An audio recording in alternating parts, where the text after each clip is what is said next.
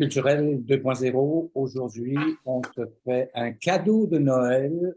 Il est déjà tout sourire et on est très heureux de l'accueillir. Je pense que toi aussi, hein, toi, t'as un petit frère. Tellement, tellement. Simon. Simon Boulris, bonjour, Bonjour. bienvenue. Ah, bonjour à vous deux.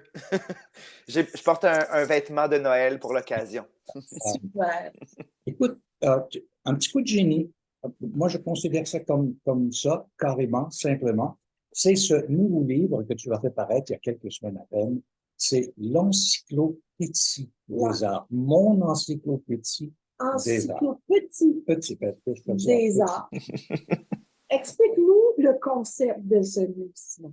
Alors, c'est Les Petits Génies, c'est une maison d'édition, une collection qui célèbre plein de... Il y en avait plusieurs autres par le passé. Moi, j'avais lu celui sur l'astronomie, par exemple. Il y en avait un sur la nature.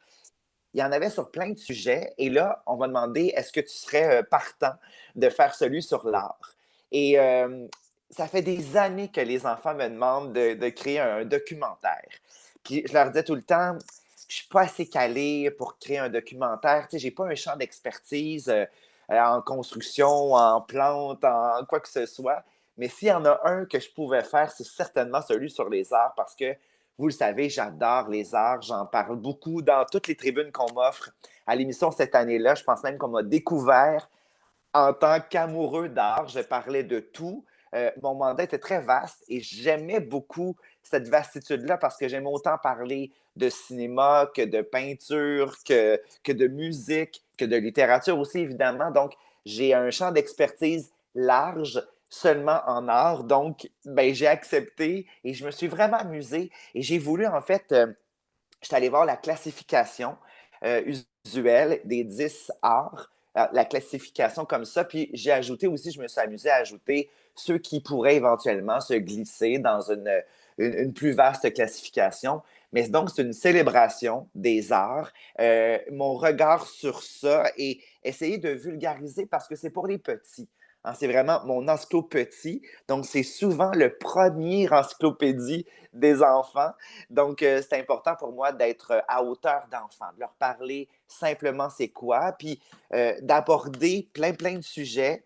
Je tombe, par exemple, sur les arts visuels, puis pour montrer, par exemple, des courants différents, je me suis dit, ben pourquoi ne pas partir du chandail que je porte souvent avec un beau chat et de m'amuser avec c'est quoi le futurisme, le dadaïsme, l'art abstrait, le minimalisme, l'art conceptuel. On voit juste un chat. Donc, s'amuser un peu avec ça. Mais moi, je l'ai lu d'un bout à l'autre, je t'avoue, parce que ça se fait super bien. Puis j'ai appris des choses aussi, donc c'est pas juste pour les petits. Mais je pense qu'on a toujours des choses à apprendre. Puis des fois, moi, souvent, j'ai l'impression que quand je lis des livres pour enfants qui sont destinés aux enfants, j'ai l'impression que je comprends mieux les choses parce qu'on nous parle, on retourne à la base. Et des fois, on connaît plein de choses très pointues, mais la base de la base, on ne la maîtrise pas toujours. Donc, juste aborder, on commence avec l'architecture. C'est le premier art. OK, c'est ça l'art qui est les fondations de l'humanité. Ah, intéressant. Donc, j'en ai appris en faisant mes recherches et j'ai restitué tous mes apprentissages comme ça pour les enfants. Donc, c'est tout à fait normal. Et moi, souvent, mettons sur l'astronomie, c'est un bon exemple. Je suis vraiment pas calé. Je trouve ça intéressant. Et souvent, en lisant un livre pour enfants, j'ai l'impression que je conçois mieux l'univers grâce à ce livre-là qui vulgarise très bien. Ouais, Il faut exactement. parler des illustrations aussi. Absolument. Alors, c'est l'illustrateur attitré à cette collection-là. Alors, il s'appelle Wido. Wido, c'est son nom d'artiste et je trouve qu'il a, bon, premièrement, c'est très coloré. Je vais vous montrer à quel point que c'est Mhm. coloré. C'est hyper accessible et on remarque aussi que les pages sont bien illustrées. Alors, je sais qu'on peut l'échapper dans le bain, mais pas trop longtemps. Tu sais, moi, je le disais allègrement, vous pouvez, ça va dans l'eau. Puis là, mon éditeur m'a dit, calme-toi sur l'eau, là. Un Tu peux livre n'aime laver. jamais l'eau. Tu Mais peux même laver ton encyclopédie. on peut le laver. C'est formidable. Et ce que j'aime de Widow, c'est qu'il m'a vraiment, je trouve, bien illustré aussi. Je pense que mon énergie est bien encapsulée dans ce dessin qui est réjouissant. Et ben voilà, donc je suis content de ce qu'il a fait. Et là, on me souffle à l'oreille qu'il aurait peut-être fait une petite erreur. Parce que dans un orchestre, on me dit que, je pense que Sylvie, tu es bien au courant. Est-ce que tu peux me partager ton observation? Ben oui, le violon, ça ne joue pas des deux côtés. C'est seulement d'un côté. Je pensais que Après c'était ça, les ambidextre. artistes se Sinon, ça ferait rencontreraient. quoi? On s'accrocherait. Alors, C'est ça. pour la réédition, Ça je te devient, promets qu'on va. ça devient de l'escrime. C'est ça.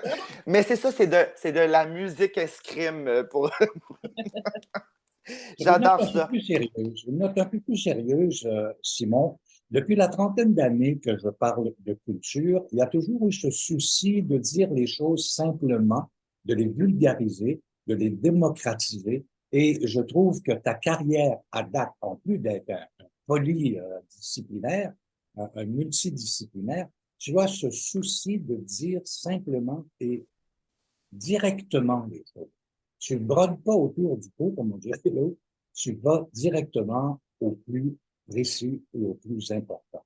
Et ça, là, je te félicite là-dessus. Et ça, c'est un Ah, exemple de ton engagement à titre de Ouais, diffuseur de culture. Bravo. tellement. ah, mon Dieu, ça me touche beaucoup. C'est tellement. Tu nommes quelque chose d'important pour moi, de dire les choses clairement, avec simplicité, avec authenticité. Donc, ça me fait vraiment plaisir. Merci.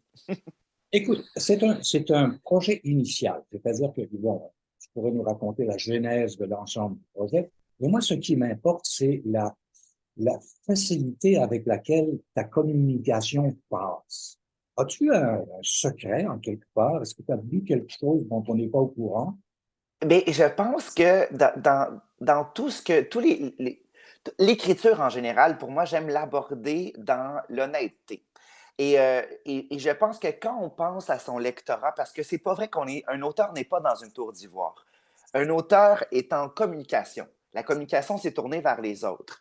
Oui, je pense que le premier lecteur, c'est nous-mêmes. Donc, un auteur doit se charmer en premier lieu. Mais j'aime me dire qu'un auteur doit écrire pour un lecteur idéal. Ce lecteur idéal-là, c'est souvent une somme de ce qu'on est, de ce qu'on espère de notre lecteur, de notre lectrice, qu'on projette, mais il existe. Et donc, quand tu écris pour enfants, ce lecteur-là est encore plus important. Il faut avoir conscience qu'on n'est vraiment pas dans une tour d'ivoire et qu'on est tourné vers l'autre. Donc, souvent, quand j'écris pour enfants, j'essaie de retrouver l'enfant que j'étais. Parce que c'est vaste en dire un enfant. Un enfant, c'est quoi? C'est plein de choses. L'enfance, c'est multiple. J'essaie toujours de partir de le propre enfant que j'étais. Donc, je m'adresse beaucoup à moi-même quand j'écris et j'essaie. Donc, si j'écris un livre où le personnage a 5 ans, par exemple, ou 10 ans, bien, je vais débusquer, je vais gratter un peu pour retrouver c'est quoi avoir 5 ans, c'est quoi avoir 10 ans ou même 15 ans. Et j'aime dire que j'ai l'enfance à fleur de peau. C'est pas loin, moi. Je retrouve rapidement mes souvenirs, je retrouve rapidement les impressions et les sensations.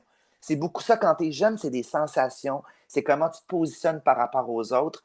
Donc, là, c'est un livre pour les petits. Donc là, j'ai retrouvé mes 5 ans. Et retrouver mes 5 ans, ben, c'est comment je voyais la vie, comment l'art m'excitait. Et donc, je pense que j'ai créé le livre que j'aurais voulu lire ou j'aurais voulu qu'on me lise quand j'étais petit. Moi qui aimais tout, embrasser tous les arts, je pense que ça aurait déployé encore plus mon appétit de l'art en général. Sinon, est-ce que tu travailles sur quelque chose d'autre pour le moment? Ah, je travaille sur plein, plein de choses variées, tout le temps, tout le temps. Moi, Faut j'aime que dire ta que question est super. Mais moi, j'ai comme plein de tiroirs. Il y a des gens qui ont de la misère. Ben, tu sais, en fait, il y a plein de façons de travailler. J'ai toujours été fasciné par Michel Tremblay, qui travaille sur un projet à la fois, entre telle date et telle date, puis écrit entre telle heure et telle heure. Cette rigueur-là, elle m'impressionne. Je ne la jalouse pas parce que j'ai pas le même rythme, mais je trouve ça impressionnant de se consacrer à une seule chose. Mais moi, c'est pas ma méthode, c'est pas mon énergie, c'est pas ça. Mon énergie, je suis quelqu'un qui est plus éparpillé ou plus effervescent, c'est un peu plus positif. Alors, je suis effervescent et mon effervescence se canalise beaucoup dans des tiroirs. Donc, j'ai plein de tiroirs dans ma tête. Je mène de front différents projets. Là, j'ai beaucoup d'écriture de projets séries télé. Une pour adolescents qui est très, très avancée. On est rendu à l'épisode 4. Donc, ça va rondement. On est en route vers peut-être une production, mais on est encore en développement. Et j'ai d'autres projets pour adultes, où là, c'est des gros projets d'1 heure, des épisodes d'1 heure, parfois 6, 8 ou 10 épisodes. Et là, je suis au balbutiement. Donc, parfois, c'est un épisode qui est écrit, parfois 2, mais on est en développement. Donc, quand tu es en développement, peut-être que tout ce que j'écris présentement n'existera pas. Et ça, c'est douloureux. Surtout l'érosion. Avec les années, ça fait 5 ans que j'écris pour la télé. Et de savoir que les projets qu'on entame, sur lesquels on y met tout notre cœur, que ces projets-là n'existeront peut-être pas, c'est douloureux, c'est tough par moment, mais c'est ça le pari. On est payé pour le travail, puis on espère qu'il y aura une finalité. Mais moi qui viens du roman, le roman, il y a toujours une finalité. Le livre va exister. Donc, ces temps-ci, j'ai un peu une nostalgie du roman et donc j'alloue plus de temps que dans les dernières années au roman. Donc, j'y reviens un peu. J'ai 2 projets de roman présentement.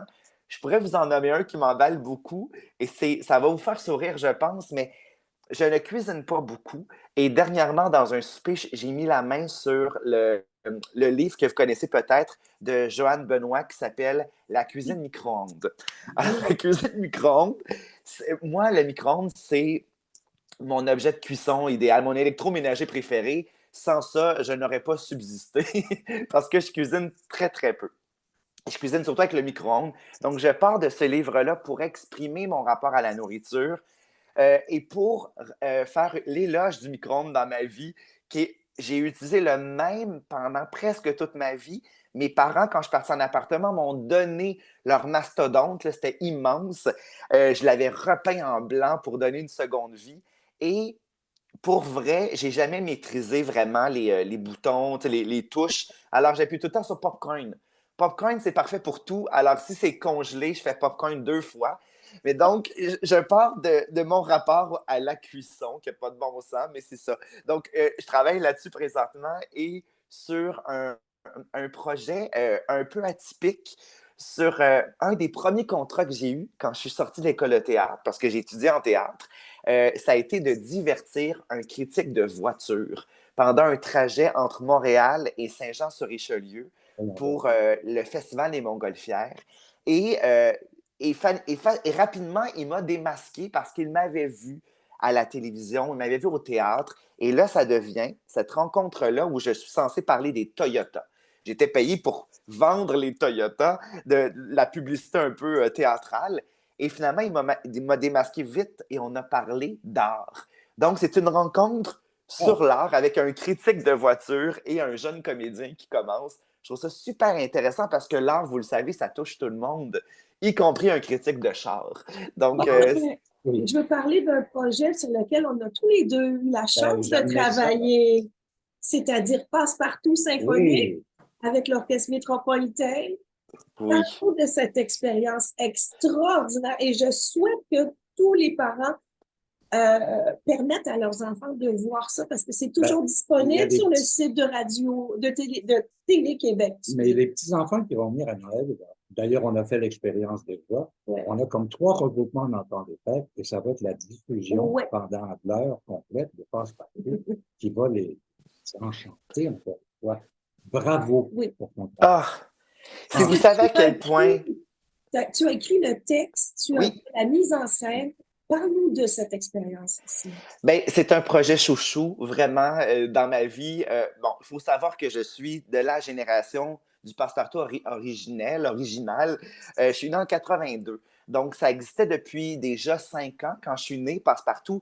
Mais vous le savez, il y a eu beaucoup de rediffusions et j'avais une grande sœur qui a 2 ans. J'ai toujours une grande sœur, c'est ma voisine. Je pointe par là parce que c'est ma voisine.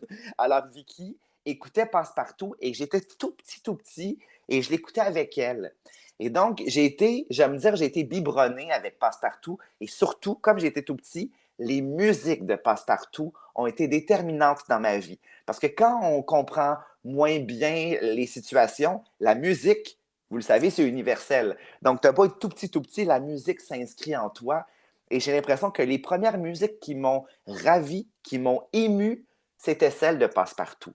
Des musiques qui me transportaient complètement, qui m'élevaient. Et c'est incroyable, on m'a offert de choisir, j'avais l'embarras du choix de sélectionner les musiques que je voulais symphoniques pour ce projet-là. avec l'OM, ça n'avait aucun bon sens, la liberté qu'on m'octroyait. Donc, je me suis payé vraiment un cadeau incroyable parce que il y a une chanson, une musique qui n'est pas tellement connue. C'est ma préférée. Ça s'appelle Tous les fils de couleur. Fil dessus, fil dessous, tous les dessins de mon cœur. Et c'est un super beau moment. J'ai gardé ça un peu pour la fin, juste avant Bon Dodo, mon ami, qui est une berceuse qui fait du bien à tout le monde. Mais pour moi, c'est une autre chanson moins connue, méconnue, mais tellement apaisante, tellement poétique. Donc, j'ai brodé un texte à travers toutes ces chansons, toutes ces musiques sélectionnées. Et j'ai inventé une espèce de pique-nique. Je me suis dit, on va être dans le temps des fêtes, ça va faire du bien de voir la verdure un peu. Et il faut dire que les trois comédiens qui incarnent depuis maintenant 5 ans, 5-6 ans, la nouvelle mouture de Passepartout, ils maîtrisent tellement bien leurs personnages. On a eu très peu d'heures de répétition, mais sont immensément talentueux et rigoureux. Donc, le texte était su. Ils connaissent leurs personnages, donc il y a ajusté des petits détails. Moi, j'avais écrit les premières années pour la nouvelle mouture, donc je connais très bien aussi la nouvelle mouture de Passepartout. Mais là, j'ai l'impression que ça a été, que tout a fonctionné. Tu sais, des fois, on dit, ah, la magie était là, la magie a opéré. Je pense que même vous, les musiciens, il y avait une corde qui vibrait pour vous aussi, autant que pour moi, autant que pour les acteurs Ouais. et pour le public. Je pense que ça a été un moment de communion. On ne vit pas ça si souvent que ça, un moment de communion où tout fonctionne, où la poésie a cours sous nos yeux. Et ce qui était beau, c'est que moi, je regardais beaucoup le public lors des représentations et je voyais les parents avoir autant de fun que leurs enfants. Puis quand c'est saute, saute, saute, petite grenouille, on voit toutes les têtes. À la télévision, on le voit, là, on voit les petites têtes émerger des bancs derrière.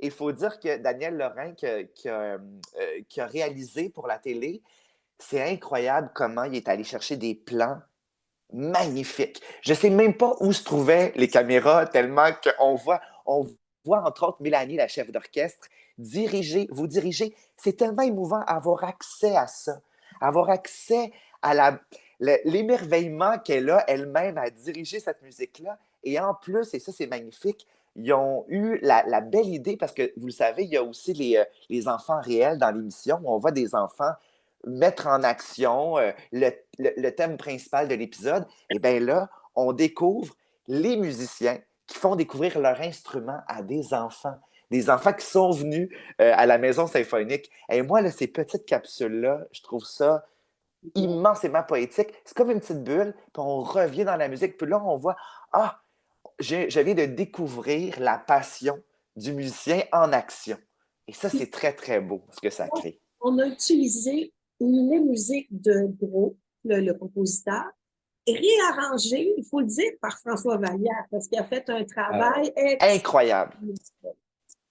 François a vraiment fait un très beau travail là-dessus, mais l'opération dans son ensemble est une pierre blanche pour l'Orchestre métropolitain et ça solidifie la pérennité de ces trois acteurs qui sont partout, c'est absolument formidable. Qui ont un charisme incroyable. Puis les petits chanteurs du Mont-Royal qui ont apporté quelque chose de...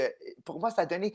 Avoir autant de gens qui chantent, comme je l'avais écrit dans le texte, ça donne des frissons. Chanter ensemble, faire des harmonies, ça nous fait frissonner. Et moi, je l'avais écrit avant en espérant que ce soit le cas, mais tout le monde frissonne quand tu as tous ces chanteurs-là qui chantent à l'unisson. Et pas juste les chanteurs, les musiciens aussi ont participé. Et pas seulement les générations Passepartout, mais moi, j'ai vu des gens... Mais toute la gang de musiciens, à un moment donné, mais ça, on m'a dit que c'est le moment préféré. On m'a beaucoup dit ça, le moment où... Puis en plus, je sais pas si tu te rappelles, Sylvie, mais j'étais gênée en vous demandant ça. J'ai dit, est-ce que ce serait possible, s'il vous plaît, je sais que c'est pas votre métier, mais de juste, on sort du cadre, mais est-ce que vous pourriez, à ce moment-là, danser? Puis là, j'ai réalisé à quel point on vous demande pas souvent ce genre de possibilités-là. Puis là, ça vous a vraiment amusé. J'ai l'impression que tout le monde s'amusait, puis même que vous vouliez que ça dure plus longtemps, que vous preniez votre pied. Puis ça, c'est le fun. Moi, voir des gens qui s'amusent, ça contamine toujours.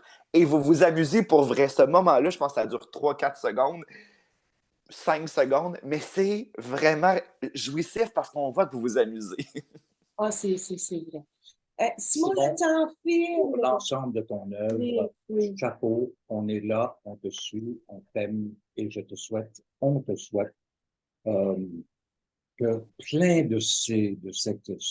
cet encyclopédie soit donné à des jeunes et à des moins jeunes aussi. Formidable cadeau de Merci. Et Noël.